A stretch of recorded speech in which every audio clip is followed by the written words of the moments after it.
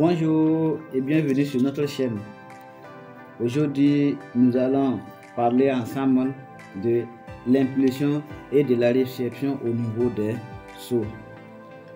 Pour connaître les secrets de l'impulsion et de la réception et aussi la relation qui existe entre ces deux parties, suivez la vidéo jusqu'à la fin pour mieux comprendre la partie de cette vidéo.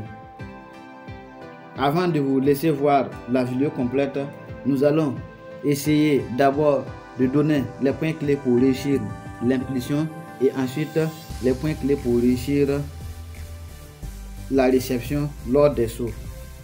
Sans plus tarder, nous allons découvrir les secrets lors de l'impulsion. Pour ce qui concerne la première partie, il faut dire, comme toute activité physique, l'enseignant doit être clair dans ses explications du début jusqu'à la fin de la séance. Il doit tout d'abord donner des consignes qui permettront aux élèves de mieux comprendre l'exercice. Il faut noter que pour pouvoir mettre en évidence certaines techniques lors des sauts, l'utilisation des matériels reste capitale, voire obligatoire pour la réussite de cette activité. On peut citer entre autres comme matériel, on a les plots appelés communément les assiettes, on a les cônes, on peut utiliser aussi les chaussures ou les ballons au niveau des réceptions.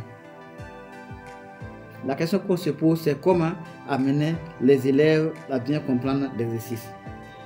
Ici, il s'agit de montrer aux élèves comment prendre l'appel à partir de la planche d'appel avec les plots. Insister à ce que les élèves n'imprennent pas. Pour ce qui concerne les cônes, il faut demander aux élèves de monter leurs genoux libres juste après l'impulsion. Le placement des cônes permet aux élèves de ne pas exécuter des sauts rasants. Aussi, ces cônes permettent d'avoir un angle optimal lors des sauts.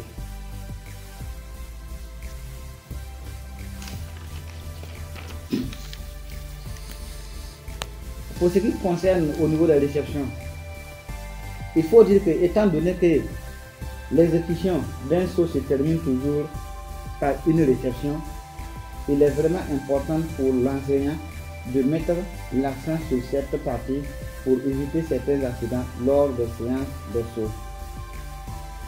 La réception doit se faire toujours sur les deux pieds et non sur un pied.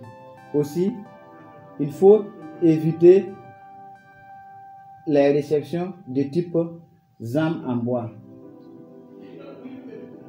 Toute réception se fait de façon souple, fléchie et équilibrée.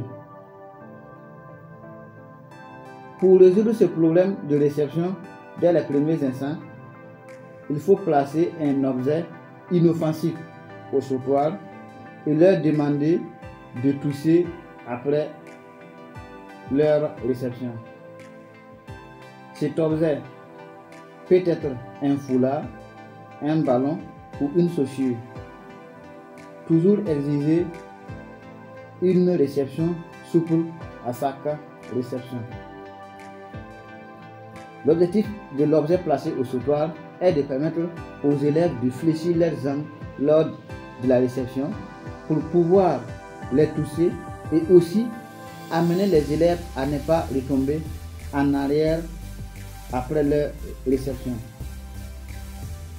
Après l'explication des deux parties, nous allons voir maintenant la vidéo complète de l'impulsion et de la réception.